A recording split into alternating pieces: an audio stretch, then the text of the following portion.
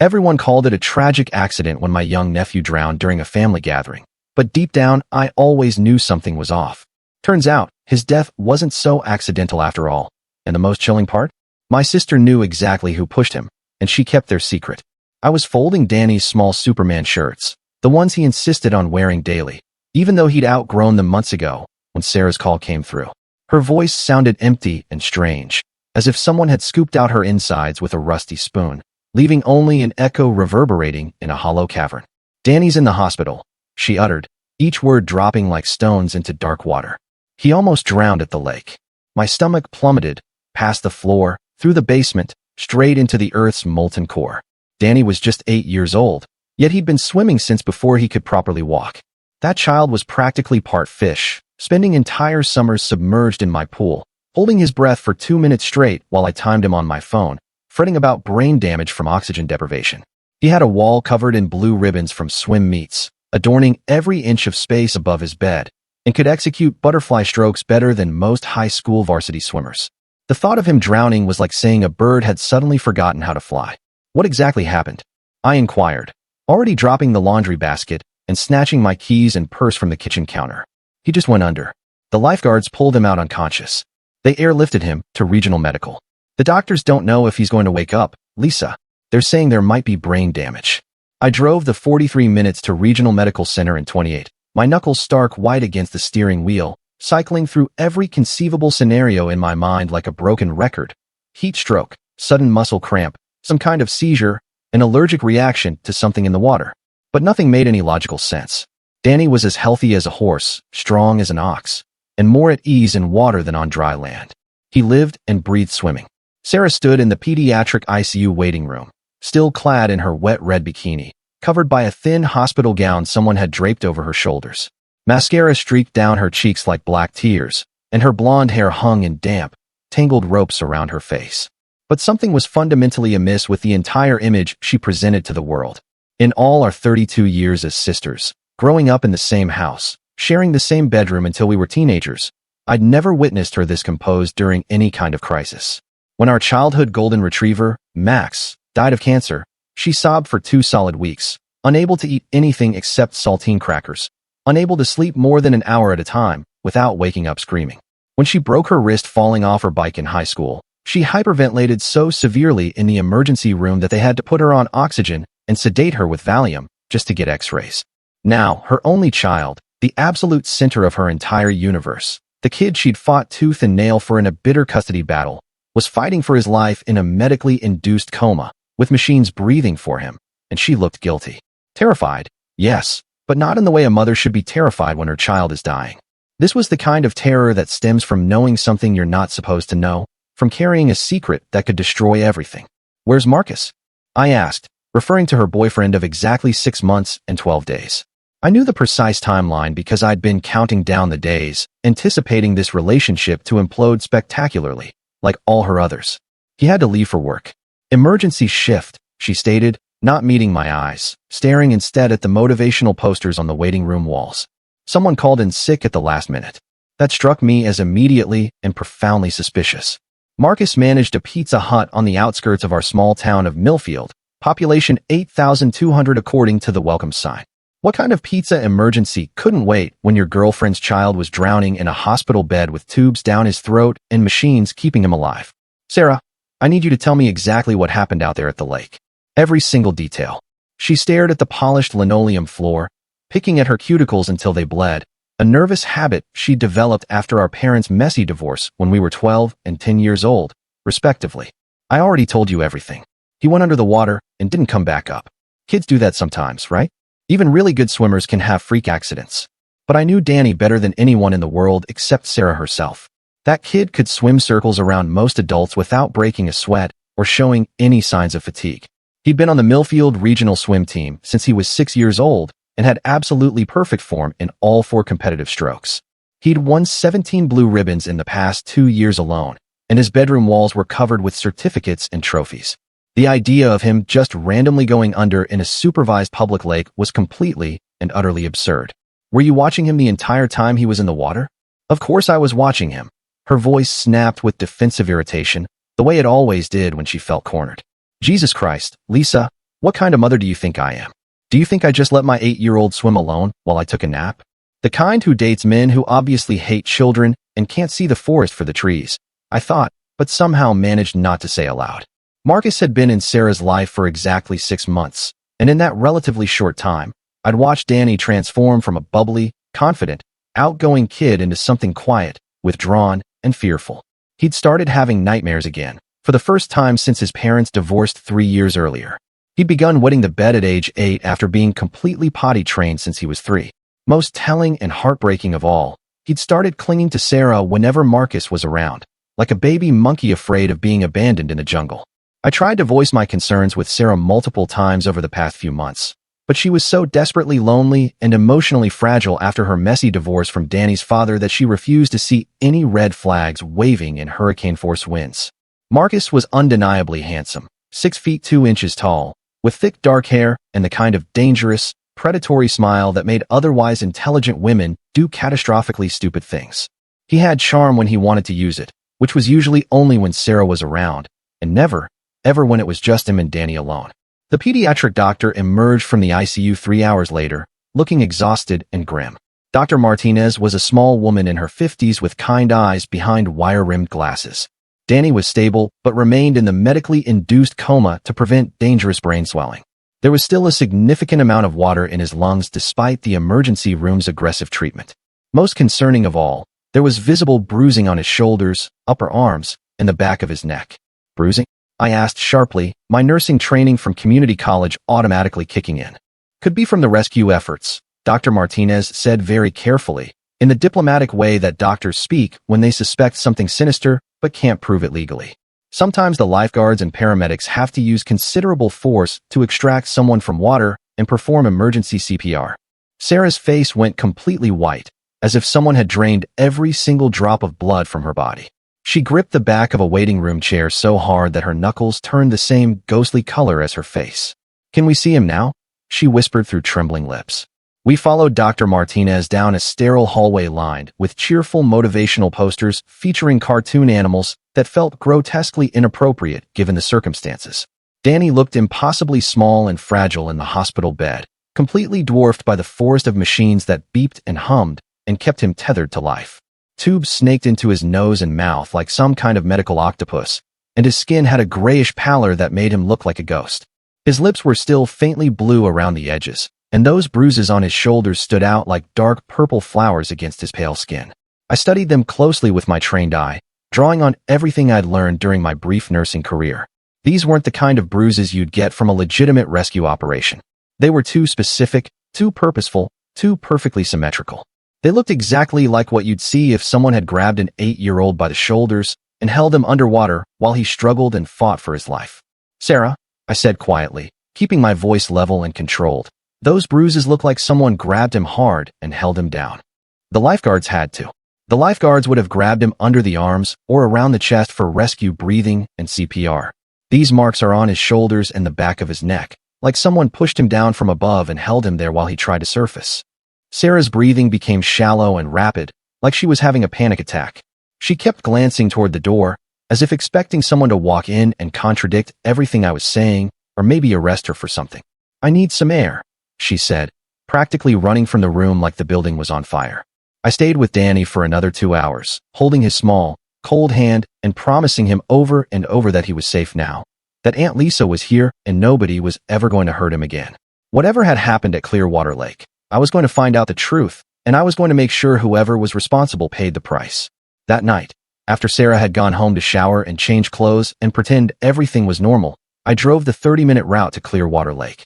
The park officially closed at sunset, but I knew the back entrance from our teenage years when Sarah and I would sneak in for midnight swimming parties with our high school friends. The place held too many good memories for something this dark and terrible to have happened here. I parked near the old maintenance shed that hadn't been used in years and walked the winding gravel path to the main swimming area. The August moon was nearly full, casting everything in silver light that made the perfectly still lake look like a mirror reflecting another world. During the day, this place would be crowded with families, children laughing and splashing, the smell of sunscreen and barbecue grills filling the air. Now it felt haunted and wrong. That's when I spotted them, scattered near the picnic table closest to the water. Marcus's cigarette butts, lying in the sand like evidence at a crime scene. Marlboro Reds, the same brand I'd seen him smoking in Sarah's driveway countless times over the past 6 months. But these were fresh, probably from yesterday, and several of them had bright red lipstick stains that definitely weren't Sarah's shade. She always wore soft pinks and corals that complemented her fair complexion. These were deep crimson, almost burgundy, like dried blood under moonlight. I crouched down and examined them more carefully. At least 6 cigarettes, all smoked down to the filter. That represented at least an hour of chain smoking, maybe more. Someone had been here for a significant amount of time, waiting or watching or planning something terrible. I checked the timeline in my head. Marcus had claimed he left the lake before Danny's accident because of a work emergency that required his immediate attention. But if that were true, why were there fresh cigarettes here from yesterday? And whose lipstick was on them? Sarah had been wearing nothing but chapstick when I arrived at the hospital. I took detailed photos with my phone from multiple angles, then continued searching the immediate area near the water's edge. Partially buried in the coarse sand, I found something that made my blood turn to ice water. Danny's swimming goggles, the special prescription ones with the cartoon shark design that he never, ever went swimming without. He was too nearsighted to see clearly underwater without them, and Sarah had paid over $200 to have his exact prescription put into the special lenses. Why would Danny voluntarily take off his goggles? He was practically blind without them underwater, unable to navigate or orient himself properly. Those goggles were like a security blanket. They never left his face when he was swimming, not even in our backyard pool where he knew every inch by heart. Unless someone had deliberately pulled them off. Someone who wanted to disorient him, make him panic and confused, make him easier to control and overpower. I carefully bagged both the goggles and several of the cigarette, but using tissues from my purse, then drove home with a sick, heavy feeling settling in my stomach like lead poisoning. I needed to know much more about Marcus's actual whereabouts yesterday, so I decided to do some investigating that probably wasn't entirely legal, but was definitely necessary for Danny's safety. The next morning, I called Pizza Hut where Marcus supposedly worked his management position. Hi, this is Marcus Kellerman's girlfriend. I lied smoothly, using the fake sweet voice I perfected during my years working customer service jobs. He left his wallet at my place yesterday, and I wanted to drop it off at work. What time does his shift start today? Marcus didn't work yesterday, the manager told me, sounding genuinely confused by my question. He called Tuesday morning saying he had food poisoning and couldn't leave the bathroom. Haven't seen him since then, and he's not on the schedule today either. My heart started pounding against my ribs like a trapped bird trying to escape. Are you absolutely certain? He told me he had an emergency shift yesterday afternoon that he couldn't miss. Nope, definitely not. Poor guy was supposed to work a double shift on Tuesday, but called in sick around 9 o'clock in the morning. Said he was throwing up every 20 minutes and couldn't function. I thanked him politely and hung up, my hands shaking as I immediately called Sarah. We need to talk right now, I said. Meet me at Rosie's Diner in 20 minutes. She agreed to meet me at the coffee shop downtown where we'd spent countless hours during high school gossiping about boys and planning our futures that seemed so bright and full of possibility. Now we were about to discuss whether her boyfriend had attempted to murder her son in cold blood. Sarah looked like she'd aged 10 years overnight. Dark circles hung under her eyes like bruises. Her unwashed hair was pulled back in a messy ponytail secured with what looked like a rubber band. And she was wearing the same wrinkled clothes from yesterday. She wrapped her hands around her coffee cup like it was the only thing anchoring her to reality. I know Marcus wasn't at work yesterday, I stated without any preamble, watching her face carefully for tells. She stared out the window at the morning traffic for a long moment, watching cars full of normal people living normal lives. When she finally spoke, her voice was barely above a whisper. How do you know that? I called Pizza Hut and spoke to his manager. Marcus called in sick Tuesday morning with supposed food poisoning. So where was he really, Sarah? He told me he was going job hunting around town. His manager's been threatening to fire him for months because he keeps calling in sick or showing up late or leaving early. But he was at the lake when Danny almost died. I don't know where he was. She was lying through her teeth, and we both knew it. Yes, you do. I leaned forward across the sticky formica table. I found his cigarette but scattered all around the picnic area, Sarah. Fresh ones from yesterday, with bright red lipstick that definitely isn't yours. Sarah's carefully maintained composure finally cracked like an eggshell hitting concrete. Tears started flowing down her cheeks, and her shoulders began shaking with barely suppressed sobs. I didn't know, she cried, her voice breaking. I swear to God, Lisa, I didn't know he was there watching us. But you suspected something was wrong. She nodded miserably, wiping her nose on a paper napkin that immediately disintegrated. Danny's been absolutely terrified of him lately. And yesterday morning, They got into this horrible, vicious fight. What kind of fight? About what? Danny accidentally knocked over one of Marcus's beer bottles while he was eating breakfast. It rolled off the kitchen table and shattered on the tile floor. Marcus went absolutely ballistic, screaming about disrespectful little brats who don't understand that actions have serious consequences. My hands clenched into fists under the table. What exactly did he say to an 8-year-old? He said Danny was too comfortable, too spoiled, that he'd never learned what real fear felt like. He said maybe it was time for Danny to understand that actions have serious, permanent consequences that can't be undone. The pieces were clicking into place in my mind like a horrifying jigsaw puzzle, and I felt physically sick to my stomach. Sarah, did Marcus suggest going to the lake yesterday? Her face told me everything I needed to know before she even opened her mouth to speak. He said Danny had been acting bratty and disrespectful all week and needed to burn off some energy before he got completely out of control. He thought maybe if we took him swimming, got him really tired, he'd behave better for the rest of the day and stop being such a problem child. And then he mysteriously had to leave for a work emergency? He got a phone call right after we arrived at the lake, said it was his manager, that someone had called in sick with the flu and he needed to cover an emergency shift immediately or he'd lose his job. But I knew the truth now. Marcus had orchestrated this entire thing like a chess master. He'd suggested the lake trip specifically, then pretended to leave for work so he could circle back and find Danny alone and vulnerable in the water. The lipstick on the cigarettes meant he hadn't been alone either. He'd brought someone with him to watch or help or just witness what he was planning to do to a helpless child. Sarah, I think Marcus deliberately tried to murder Danny. She shook her head violently, like she could physically reject the words I was saying. No, absolutely not. He's not perfect, I know that, but he would never hurt a child. You're being paranoid and seeing conspiracies everywhere. Then explain the bruises that look exactly like finger marks. Explain why Danny's prescription goggles were lying abandoned on the shore when he never takes them off in water. Explain why Marcus lied about work. Explain why he was chain smoking at the lake with some woman who wears dark lipstick. Sarah's sobbing intensified until she could barely breathe properly. Between gasps for air, she managed to say, "There's something else I didn't tell you." My blood turned to liquid nitrogen. What?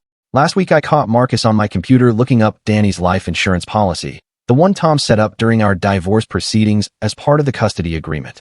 When I asked him why he was researching it, he said he was just curious about our family's financial situation, trying to understand our long-term security and planning.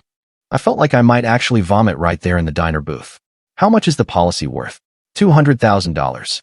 The number hung in the air between us like a death sentence written in neon lights. Sarah, you have to go to the police immediately. With what evidence? Some cigarette butts and a computer search? They'll say it's all circumstantial. Marcus is charming and manipulative. He'll convince them I'm just a hysterical single mother looking for someone to blame for a tragic accident. She was probably right, but I couldn't let this go. If Marcus had tried once and failed, he would absolutely try again, and next time Danny might not be lucky enough to survive. There's another way, I said slowly, the plan forming in my mind as I spoke.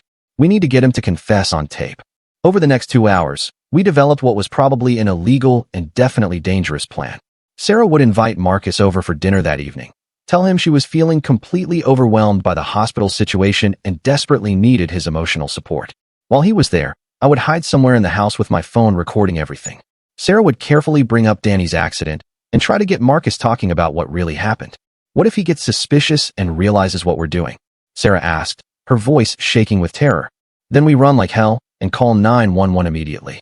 But we have to try this, Sarah. It might be our only chance to get the truth and protect Danny. That evening, while Danny remained unconscious in the pediatric ICU, fighting for his life, we put our dangerous plan into action. I arrived at Sarah's small ranch house early and positioned myself in her bedroom closet with my phone fully charged and set to record video. I had a reasonably clear view of the living room through the slightly cracked closet door. Marcus arrived precisely at 6 o'clock, bringing takeout Chinese food from Golden Dragon Restaurant and a bottle of cheap red wine from the gas station. He seemed relaxed, almost cheerful, whistling softly under his breath, which made my skin crawl like I was covered in poisonous spiders.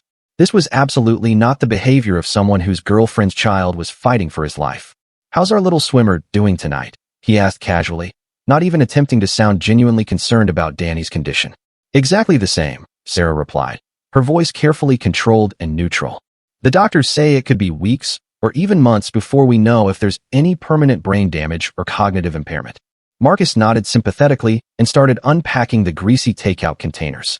Kids are incredibly resilient, though, especially tough little guys like Danny. He'll probably bounce back completely and be swimming competitively again before you know it. The casual, almost dismissive way he said it made me want to burst out of that closet and strangle him with my bare hands. Sarah poured wine for both of them, her hands shaking slightly, but not enough for him to notice. I keep replaying yesterday over and over in my mind, trying to remember every single detail of what happened. Why torture yourself like that?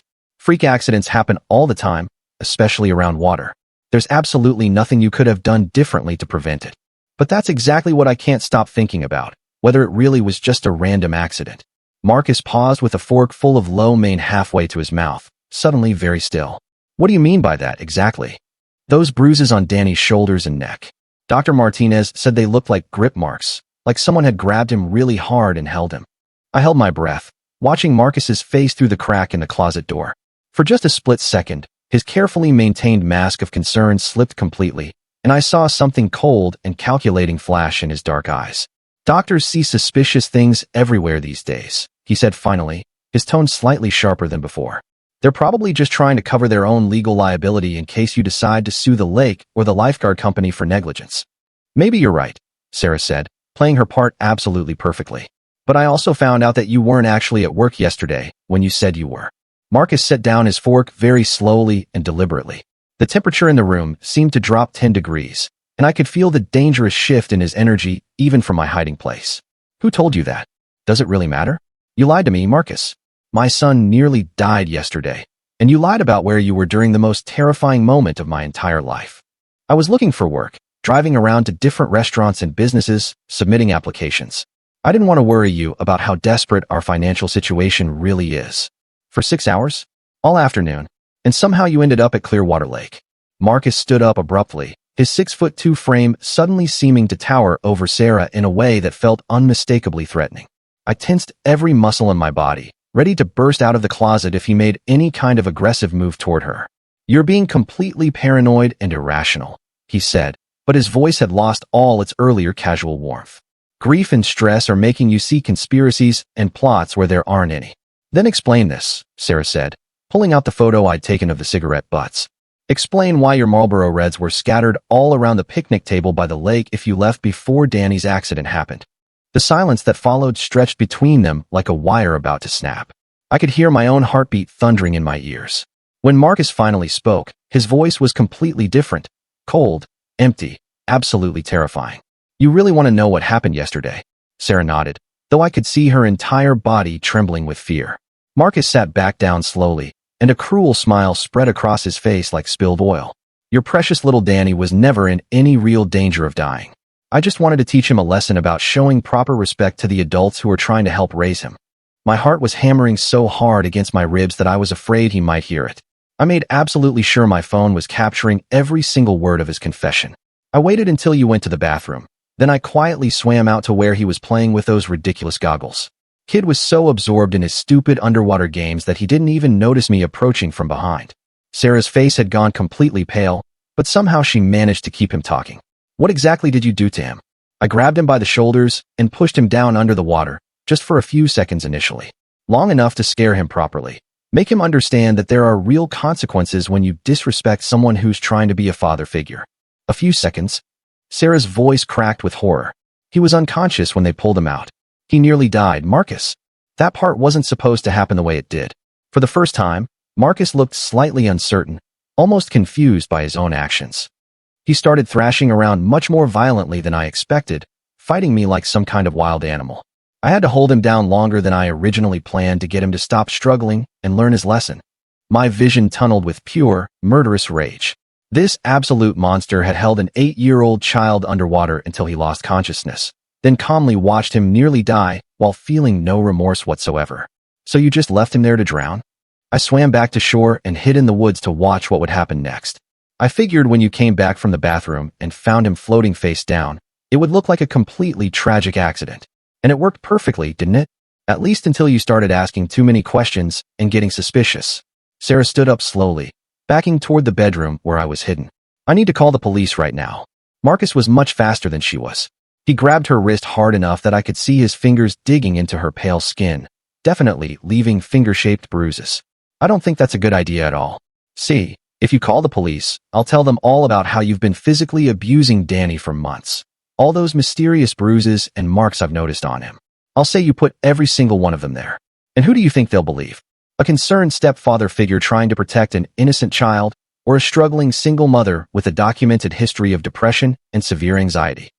That's when I burst out of the closet like an avenging angel, phone still recording, pure fury coursing through my veins like molten lava.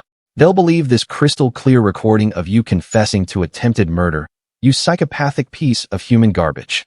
Marcus spun around toward me, his face contorting with shock and murderous rage. He lunged for my phone, but I was completely ready for him. I threw it to Sarah, who caught it perfectly and immediately started dialing 911 with shaking but determined fingers. Marcus grabbed me by the throat, his fingers pressing into my windpipe hard enough to completely cut off my air supply. But I'd been taking self-defense classes religiously twice a week since my own divorce 2 years ago, and I was ready for exactly this scenario. I brought my knee up hard into his groin with all the force I could muster, and when he doubled over in excruciating pain, I grabbed the heavy ceramic lamp from Sarah's dresser and brought it down on the back of his head with everything I had.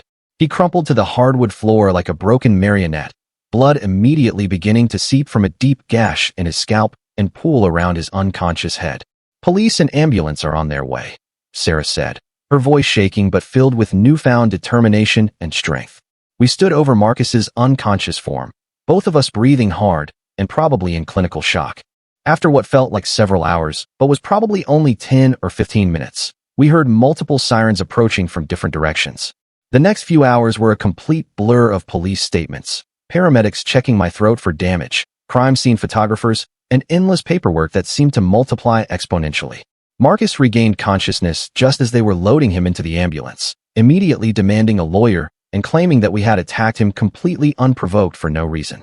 But the recording was crystal clear and more than enough evidence to ensure he'd be going away for a very long time.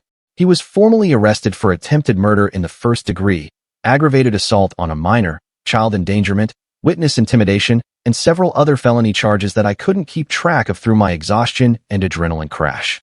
3 days later, Danny woke up. His first words were, "Where's Marcus? Is he coming back to hurt me again?" "Gone forever," I told him, stroking his hair while Sarah cried with overwhelming relief.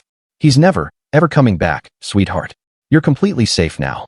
Danny's recovery was slow but ultimately complete. The doctors said there was no permanent brain damage or cognitive impairment, though he had absolutely no memory of what happened at the lake that day. Sarah and I decided together that it was probably better that way. He didn't need to carry that trauma with him for the rest of his life.